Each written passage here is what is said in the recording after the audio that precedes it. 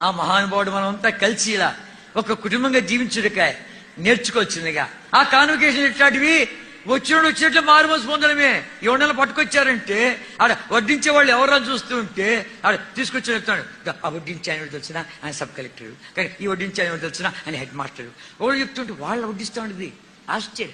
వాళ్ళ దినత్వం చూస్తుంటే భోజనం అయిపోయిన తర్వాత ఆకులు ఎత్తేస్తా ఉంటే ఆయన ఎవరు రిటైర్డ్ కలెక్టర్, ఆయన ఆకులు ఎత్తేస్తున్నారు. ఈయనెవరు ఆయన ఆర్డీఓ, ఈయనెవరు ప్రిన్సిపల్.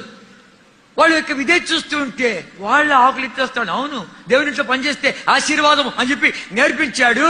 ఆ ఆశీర్వాదం చూశారు, అనుభవించారు. మీరు రండి, ఆకులేయండి, భోజనం ఎత్తండి, ఇది మనం ప్రకటిస్తా పోవాలి. ఎందుకంటే నీ దీవుని తెల్లే, ఆశీర్వాదం తెల్లే. కనుక చేసి చూడు, నువ్వు దేవుడు మందిరంలో చిన్న పని చేసి చూడు. అన్యాయస్తుడు కాడు. ఆయన ఇంటిని ప్రేమించు. జాతి, కులము, గోత్రం. ఇప్పుడు బాప్తిజం అంటే ఎట్లా తేలికైపోయింది. కనుక రొట్టె విడిచడం అంటే తేలికైపోయింది, క్రయంతో వచ్చింది.